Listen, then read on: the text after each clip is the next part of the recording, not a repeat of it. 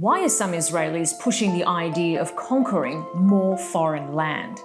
You may have seen this video of Israeli soldiers raising the Israeli flag over the Lebanese village of Maruna Ras as the army expands its incursion in the country. Or maybe this touching father and son moment caught your attention. הספר אלון ולבנון, אלון ולבנון. בוקר אחד, בדרכו לגן, הצביע אלון על הערים ושאל את אבא, מה הערים האלו? אלו הרי לבנון. אי אפשר, זה מסוכן, האויב נמצא שם. That's the book, Alon and Lebanon, published by an Israeli organization that wants to build settlements in Lebanon. Because it seems the war in Lebanon has boosted the hopes of Israelis with new settlement ambitions.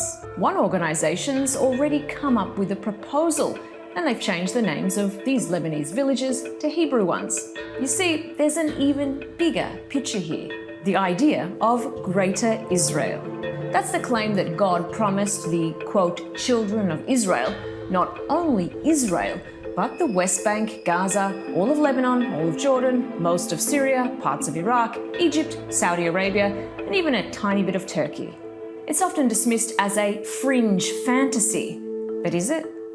In September, the Jerusalem Post published and then removed this editorial piece entitled, "Is Lebanon part of Israel's promised territory?" It caused quite a stir because the author spells out the religious reasons why these territories really belong to Israel. It goes even further, arguing biblical texts command Jewish people to conquer these territories to fulfill this historic promise. Again, fringe fantasy?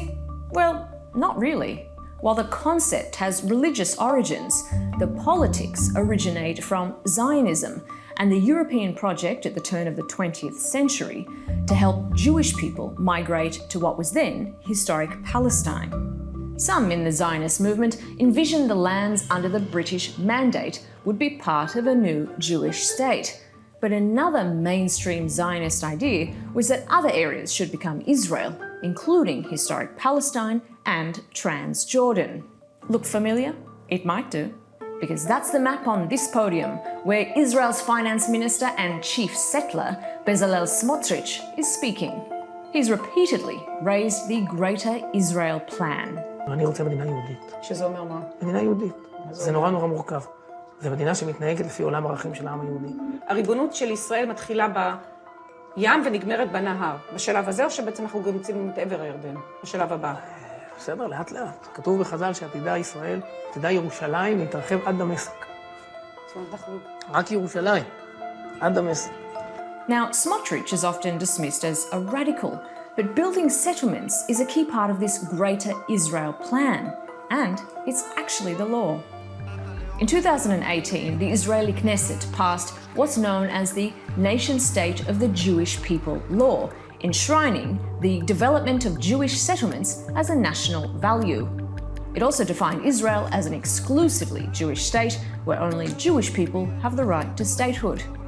And as we've seen, this settler project has been successful. Israel now controls or occupies about 82% of the West Bank, where most of this occupation energy is focused. And did you know the Greater Israel map is also one of the symbols of the Herut movement? That was an Israeli political party that merged with Likud in 1988. You know Likud, the conservative party that's dominated Israeli politics for the past 5 decades and is headed by Benjamin Netanyahu.